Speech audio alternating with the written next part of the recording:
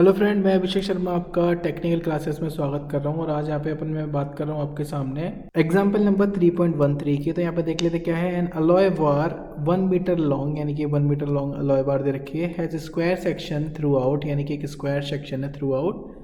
Tapers from one end 10x10, यानी कि एक तरफ 10x10 का एरिया दे रखा है। अदर एंड 20x20 का एरिया उन्होंने दे रखा है। When the change in the length due to the axial load 30 kilo Newton, यानी कि इस पे जो लोड लग रहा है वो 30 किलो न्यूटन का लग रहा है। और जो उसका यंग्स मॉडुलस दे रखा है वो 120 दे रखा है। तो सिंपल है, आपको जब भी ये ऐसी प्रॉब्लम होती है तो उसके अंदर आपको क्या एलिमेंट्री स्ट्रिप कंसीडर करनी होती है एक पर्टिकुलर एक्स की लेंथ पे। और फिर मुझे इस सेक्शन का यहाँ पे मुझे निकालना होता है आपका कि यहाँ पर इसकी यहाँ से x की लेंथ कितनी है और ये एलिमेंट्री स्ट्रिप का एरिया कितना आ रहा है यहाँ पे निकल के।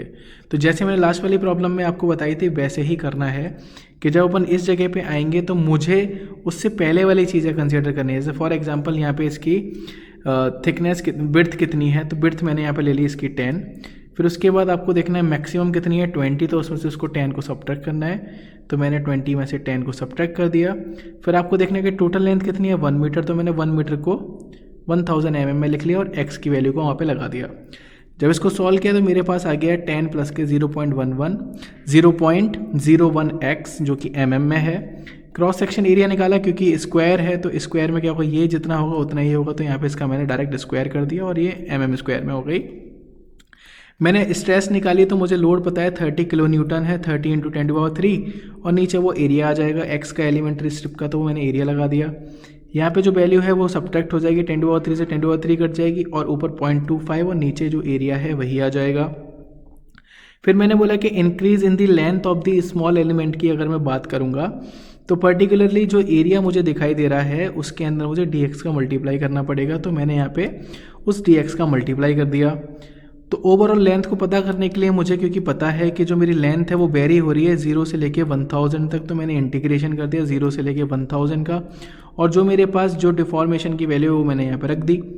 तो आप यहाँ पे देखेंगे 0.25 कांस्टेंट है वो बाहर आ गया। और यहाँ पे जो वैल्यू है आपके पास 10 प्लस के 0.02 एक्स स्क्वायर नहीं होगा भाई, ये हो जाएगा आपका -2 ऊपर आएगा।